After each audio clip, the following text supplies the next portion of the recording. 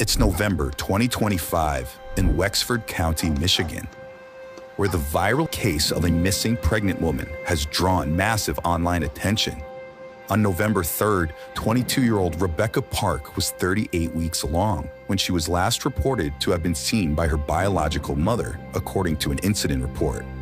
But weeks later, Rebecca's body would be found in a wooded area near her biological mom's house, with her own baby cut from her womb and nowhere to be found. It takes investigators no time to drop a list of suspects, including her birth mom, 40-year-old Courtney Bartholomew, Courtney's husband, 47-year-old Brad Bartholomew, Rebecca's sister, 21-year-old Kimberly Park, and finally, Rebecca's fiancé, 43-year-old Richard Falor. A day before Rebecca's body was found, investigators escort Courtney to undergo a polygraph test. That's where we first hear from the soon-to-become murder suspect. Yes, ma'am. We'd be en route from the Wexford County Sheriff's Office to the Mount Pleasant Post, transporting one female for a polygraph. Copy of file. I just want my daughter found. And my grandbaby. Yeah. No, 7091 secure. No need for further check. See, my grandparents raised us like the old days. Yeah. You didn't lie, you didn't steal, you didn't cheat. But now it's just... that's all people want to do. I've lied before. Time to lie about certain things. Yeah, I mean, I think everybody's lied. Criminal stuff, it's like there are so many accusations going around right now. I've heard it was quite the mess going on. Yeah. What are some of the outlandish ones you've heard? That Becca didn't get in the car, which she did. Okay. She didn't leave state, which I don't know. You think she did? She wanted this baby. Okay. Because you guys are kind of estranged for a while or something, right? Yeah, but I wanted to show her that I want to be her mom. Right. That she didn't have to always say, well, you're just an egg donor. But the whole time that she's been pregnant, my cousin was giving me information on her. So I knew she was doing okay, at least. I've been trying to wrap my head around where she'd go. The other night we went looking for the car and I felt like a dog in the window. Just looking at every car that went by. Something told me to go after it. Yeah. I didn't know. I didn't want to push her away. Obviously, she didn't tell you anything about 43 going on? No. somebody picking her up. No. When I went back in to get the laundry soap, she just looked something off her phone at first. And then when I went to go back out the driveway, she's like, Mom, hold up. I was like, what do you mean, hold up? She's like, I got somebody coming. I was like, what the f*** you mean you got somebody coming? She's like, I got somebody coming. So I just pulled out onto the road. And we waited, and the car was right there. So they had to have been close. Right. According to a police report, Courtney initially told investigators that Rebecca had gotten into an unknown black car and simply vanished. But something about her story isn't exactly adding up to the detectives. Moments later, Courtney returns from her polygraph exam where she was informed that she was not 100% honest. But Courtney wasn't the only one with poor results on a polygraph exam. The next day, one detective confronts her husband, Brad, at their home, an estimated 2 miles away from where Rebecca's body was reportedly found, covered in leaves and sticks in Manistee National Forest. All right, so you know we found her body, right? I mean, you guys said that you saw I've that. heard. Okay. And I'd assume that's how you guys are. Yeah. Why else would you come here and want to search my house again? Yeah. Okay, so you said that you were a convicted felon. What were you convicted of? I got like 7 felonies or more. I have non-sufficient funds. I have a CSC charge. I got receiving and concealing stolen property, malicious destruction. But other than that, I don't have anything. Okay, so tell me about your polygraph. I failed my polygraph. What were the questions?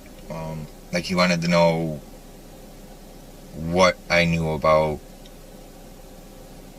the disappearance of Rebecca. And the only thing that I knew at that point in time is that she got into a black car. Kimberly was asking me about the trails out back. And then when Rebecca called missing, I still didn't think about it like that because, you know, I didn't think her sister would hurt her or do anything, you know, so I didn't think anything of them trails back there. And then when he asked me if I knew anything about it, it's like, well, maybe, maybe not, you know. I don't think so. No. I guess Kimmy come to her mom and said something about her being in the black car that picked up her sister. Well, I'm like, why didn't you say something? So you're telling me that Kimberly told Courtney that she was in the black car that picked her up? Yes. That's what Courtney told me. Brad points the finger toward Rebecca's sister, Kimberly, much like Courtney allegedly did in her polygraph exam. But in the later talk with her, this case quickly becomes a he said, she said. Did you ever tell Courtney that you were in the car that picked her up? No. That's the car that I drive. Okay. But you never told her that you were in the car that picked her up from the house? No, Courtney was trying to say I was. I never was. Why she would tell me that? Because she wants to frame me. She wants to frame you? We'll hear more from Kimberly soon. Now, the detective continues questioning Brad. Okay.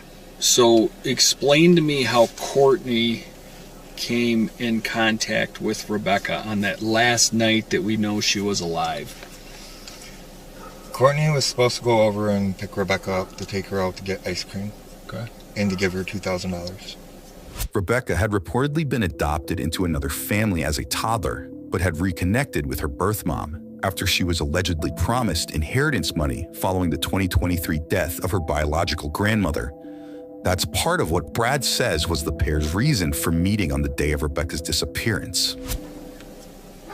And then Rebecca sat there and said that she needed Tide Pods for laundry because she was nesting for the baby. Wanted to get laundry and everything clawed up, everything done that needed to be done. Which women do it all the time, unfortunately. If you have kids, you know this. I'm sure. And when I was told that she got into a black car and she told her mom that she'd be back, I wasn't here. Where were you? I was in my tent. And what you're telling me now is that Kimberly now says that she was in that car? Yes. And she told Rebecca that, she told Courtney that last night? No, she told her that Saturday. Saturday night? Saturday. When she came and got her stuff out of her truck. Well, whose car did she say it was? She didn't. Courtney didn't tell me whose car she said it was. If she even said it, I don't know. Okay. It don't make sense to me either. This is so messed up. Okay, so here's the situation that you're in. Okay, if you really are in a tent over in Harrietta, and I'm not saying that you're lying, I'm just saying you got to think about things from my standpoint too. It's cold. Yeah. I have Carhartts and I have everything. Yeah, but what I'm saying is, you know a lot more than what you are reporting to me. You're the guy. I don't understand. Because Courtney knows a lot of stuff that she shouldn't know, details that have been reported, and she's acting in a certain manner. Okay. So I need your help. The thing is she don't talk to me like that. Yeah, but I mean, oh, okay, all right. Well, why is she going on TikTok Live saying that you failed your polygraph? I have no idea. Why would she do such a thing? What question. you tell? What do guilty people do? Yeah, they point the fingers at other people. Exactly, right? Yeah. Okay. Yes, I agree with you about certain things that Kimberly supposedly said to Courtney, because even you said it, if she even said that. Right. So you, I mean, if anything, you know in the back of your head, like, shit ain't adding up with Courtney here. I've been with her for 8 years. No, I get it. I know there's a lot of loyalty there, but there's also some crazy shit that goes on here that I can see. There is.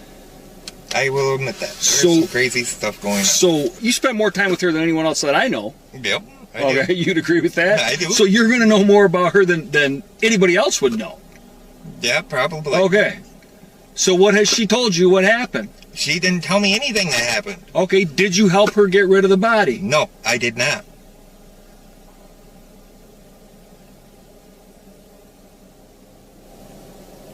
Now you're getting me upset because you don't want to believe me when I sit there and say these things.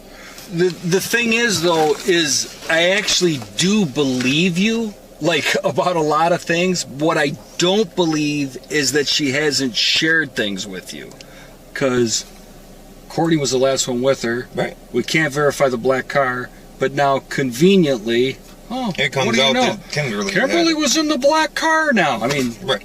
That just looks like shit for court. Like that, nobody's gonna believe that now, especially after the phone was just found across the road. Right. I understand that. It don't look good for Courtney, and I'll admit that. I told her that right from the get-go. So who helped her get rid of the body then? I don't know if she did anything. Well, what do you mean? She was the last person with her and her phone's across the road. Of course she did something. On November 4th, Courtney and Brad reportedly found Rebecca's cell phone on a trail near their residence after Rebecca's fiance allegedly used Find My iPhone and shared the coordinates with the family. Keep this in mind for later. You're trying to like distance yourself from her, and it's just like, I know you guys, it sounds like you guys got a f***ed up relationship. We do. Like, I'll agree with that. We do. But at the same time, you're still here, man, after 8 years. And if it's my wife and she f***ed up and did something that she didn't intend to do, I'm going to help her. Yeah, but I'm not taking the blame for something she did. I'm not saying that you should.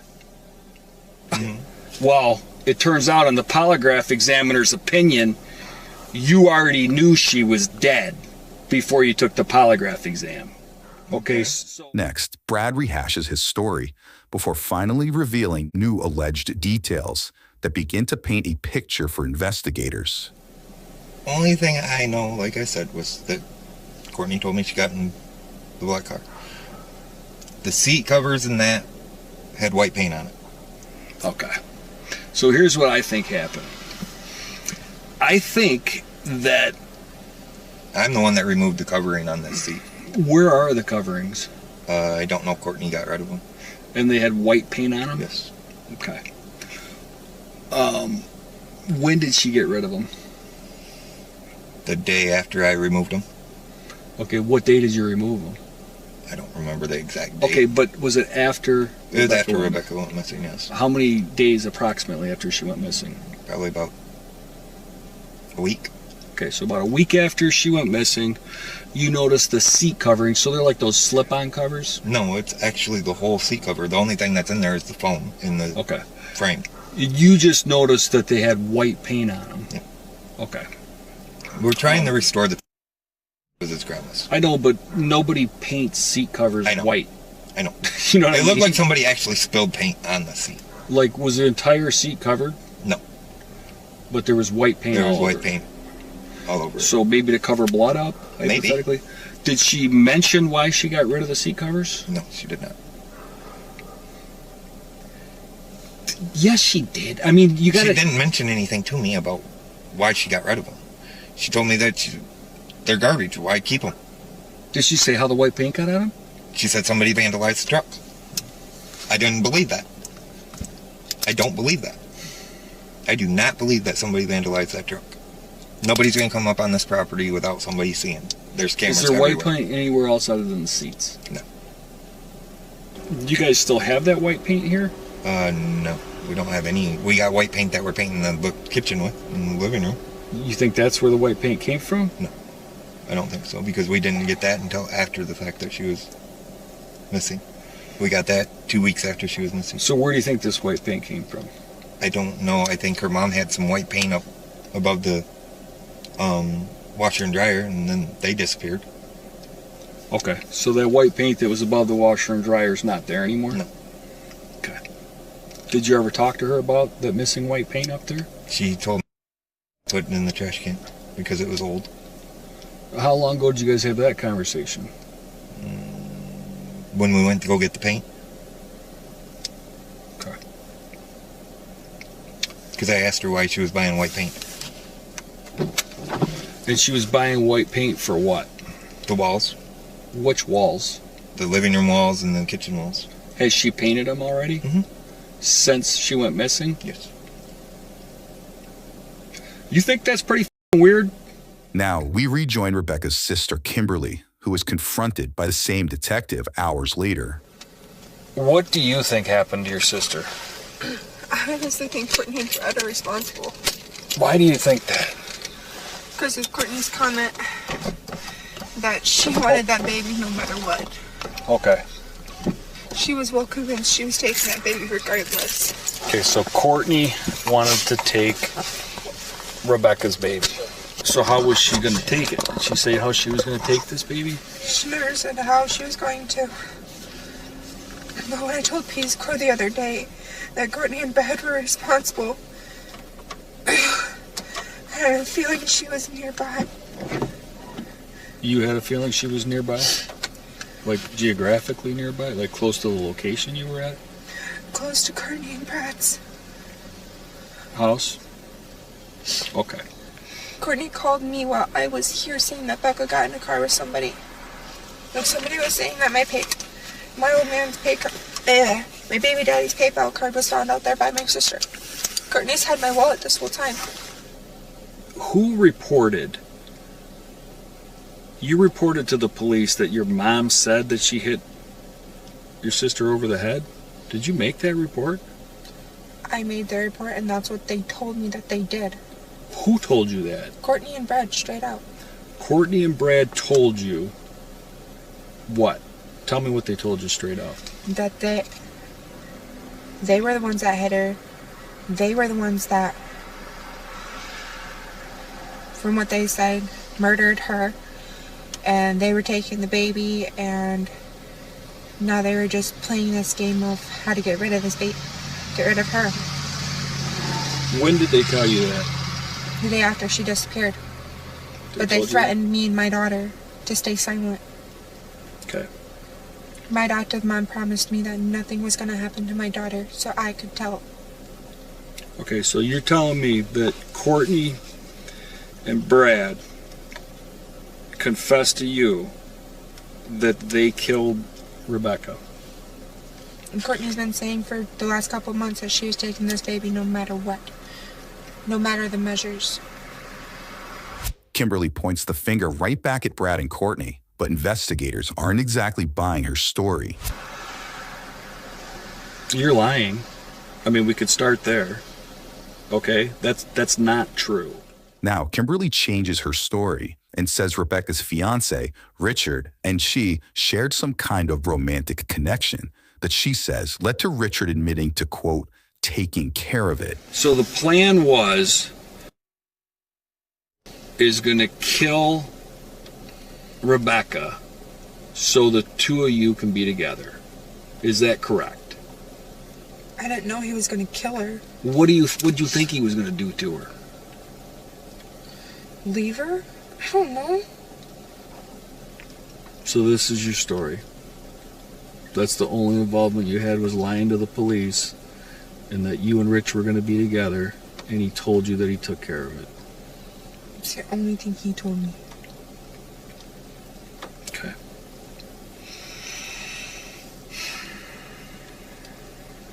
All right, are you okay sitting here for a minute while I get out and talk to my partner? I was going to go back inside. I gotta go to the bathroom. You gotta go to the bathroom? Mm-hmm. Okay. Kimberly is allowed to go inside momentarily, but it's not long until she's back in handcuffs. Oh, so you're under arrest because you can't knowingly provide false information to the police when they're investigating a missing person complaint that results in a homicide. Okay? So you can't do that. So that's a no-no. So why did you do that? Why did you tell her that Courtney and Brad did this? And if I didn't, I was going to end up like her. And what did you interpret that to mean, that you would end up like her? Just disappear. Just with no explanation. Just disappear with no explanation. And when you refer to her, who are you talking about? My sissy. Your sissy is who? Rebecca. Rebecca. Okay. So now, when she went missing,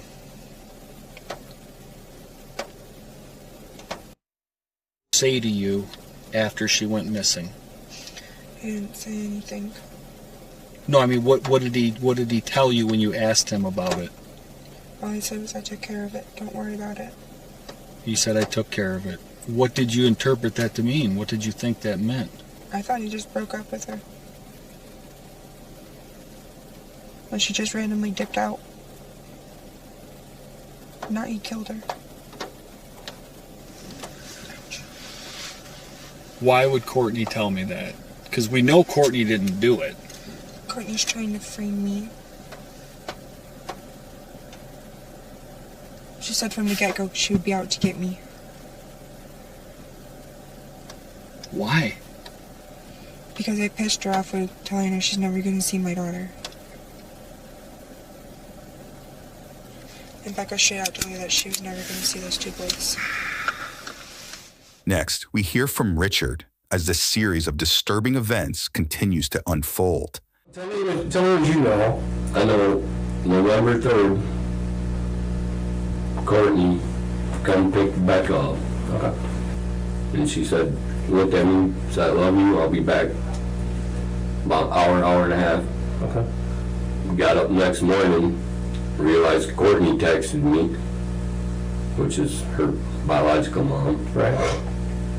And she actually read her messages. I was like, what are you talking about? She left with somebody. She's like, I don't know, I couldn't see who it was. And it was somebody in a black car she took off with. Mm-hmm. It's like, we don't know anybody with a black car. Mm-hmm. And we got off the phone with her. I tried to call Becca's phone 6-7 times. Richard explains how he pinpointed the location of Rebecca's phone, but it's what he says happened next that leaves detectives scratching their heads. Lights on it, and Courtney called me, said, I'm on my way to your house, we have to talk. Okay. I didn't even know Kimmy sent the location to Courtney. Mm-hmm. Her and Brad got there, and I seen Brad in the driver's seat, and he pointed towards Courtney in the passenger seat, so I walked over there. Courtney had rolled her window down and handed me Becca's phone. Okay. And I sat there, I was like, I wasn't sitting, I was standing there. Mm-hmm. I was like, huh, where was it at? She said it was sitting on the trail, across from my house. It's like, I don't understand what's going on, because Becca don't go nowhere without her phone. Mm-hmm. And she told Courtney, I was like, something ain't right. You said your relationship with Courtney is not great because you guys have a past. What about Kenny? You guys seem to be like at least communicating to try and help find Rebecca. How's your guys' relationship? It was fine. Now, me and Kenny don't really. We talk maybe every few days. Okay. And is that uncommon, or is that like, was there a reason why it started to peter out a little bit, or? Because she was, I believe it's because she was all saying all that Courtney's. What are your theories? What do you think happened? At first, I thought Courtney had something to do with it. Well, and that's kind of where I'm going with this, is that now everybody's pointing fingers at each other. People are saying, Courtney did it. People are saying Brad did it. People are saying Kimmy had something to do with it. You hadn't even been brought into it that you and Kimmy did something with it, Both Richard and Kimberly were taken into custody. Richard was booked for multiple unrelated drug charges and later released after Kimberly allegedly admitted to lying about his involvement in the crime. Kimberly was booked for tampering with evidence in a criminal case, lying to a police officer during a violent crime, and filing a false report of a felony. Meanwhile, crime scene investigators begin a search of the Bartholomew's property, where we join Courtney and Brad, who are busy browsing headlines, while officers wait with them inside. Additional Life 360 shows that Rebecca's sister, Kimberly Park, is currently at the sheriff's. Okay. There again, you can't believe everything else. The family has shared that the father of Rebecca's baby has been booked into the Wexford County Jail, according to the family. He allegedly stated during a call from the jail that he is being booked in connection with a homicide. I know what I'm going through. I can just imagine what he's going through. Alright. But his is different than mine. A whole lot different. It was his baby. I gave birth to her. Yeah. That is my baby. Alright. His fiance and his baby though. Brad has been arrested. Hey guys. I didn't know I was in jail, did you? You're pretty funny for being in jail. Right. When did the jail start letting you smoke cigarettes? You can drink Mountain Dew.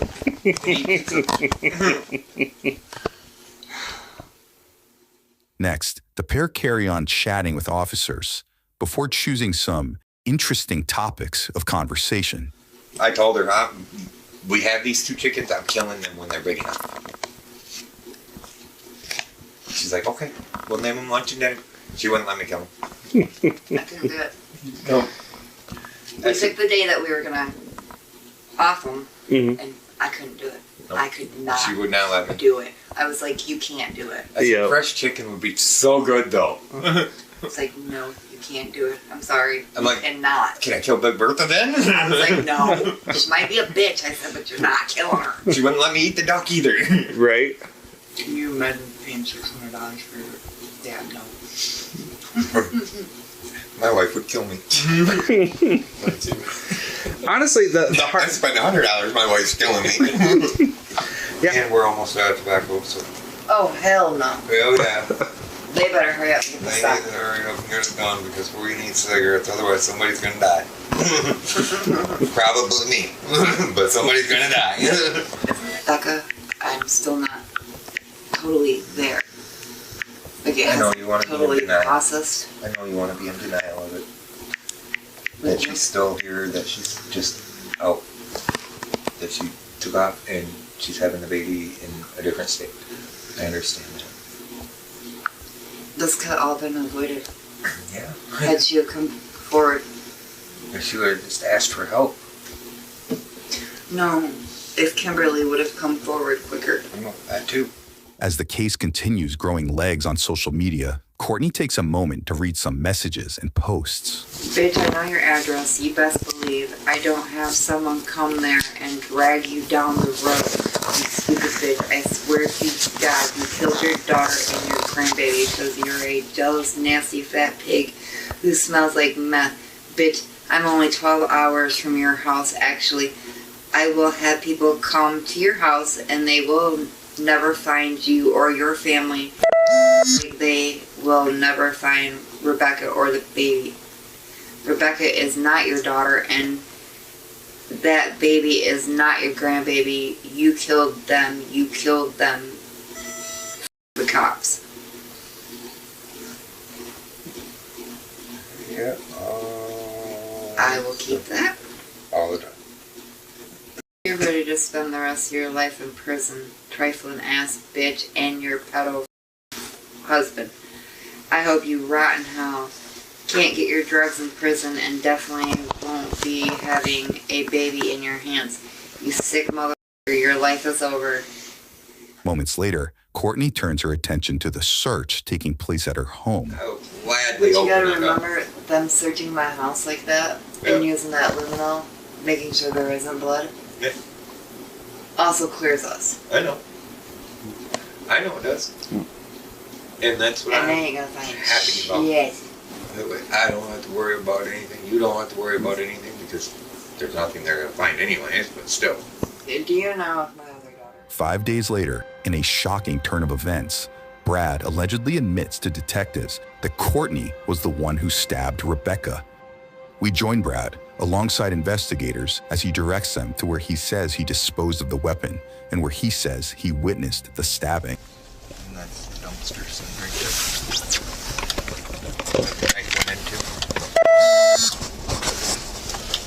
So first right and the dumpster right here on the left. The Yes. GFL dumpster? Okay. And how did you pick this particular apartment complex and that dumpster? My wife used to live here. Okay. And when was it that you disposed of that knife? Wednesday, Okay.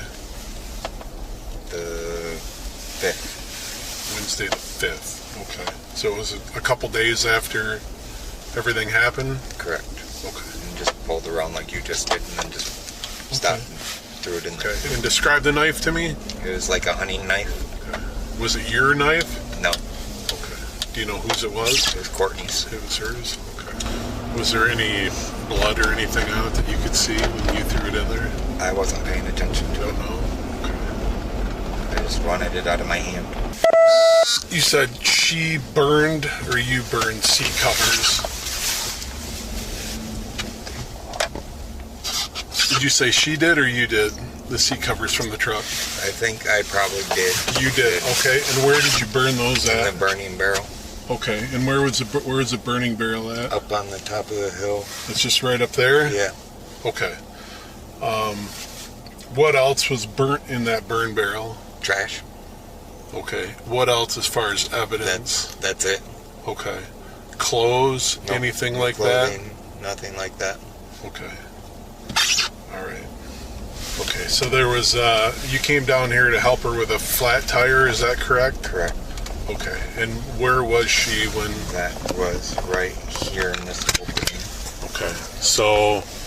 Which is also back towards that way is the trail. Okay, so off to the right is the trail that... The phone was on. The phone was on? Okay. And how did you know she was here with a flat tire? She called. She called you? Yes. Okay. And when you showed up, how did you get down here? I used the white Ford. White Ford? Okay. Yep, that was Monday night. Monday night. And she had a flat tire on the Escape? Yes. Okay.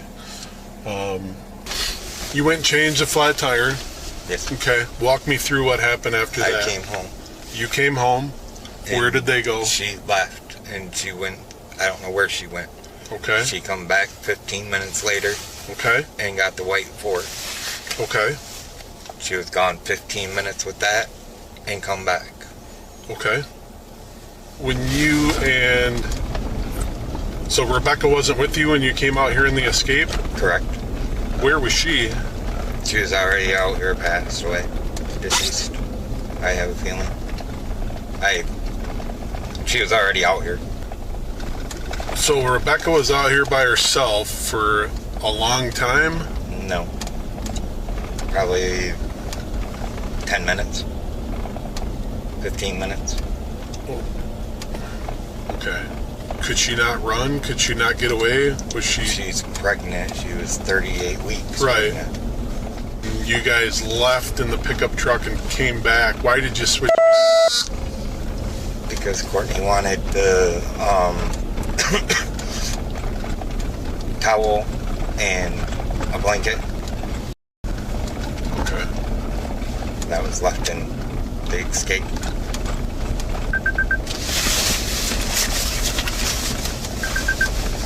What was Courtney like on the way back when you guys went to the Escape? What was her demeanor like? Frustrated. At what? At Rebecca. Just in general or about something specific? In general. Did she think that she had killed her? Not at that point, no. because she feels like the girls don't appreciate her as a mom. Did you guys talk on the way back to the house? No. You didn't say anything at all to each other? I didn't want to know what was going on for sure. She was on one of these hills. Okay.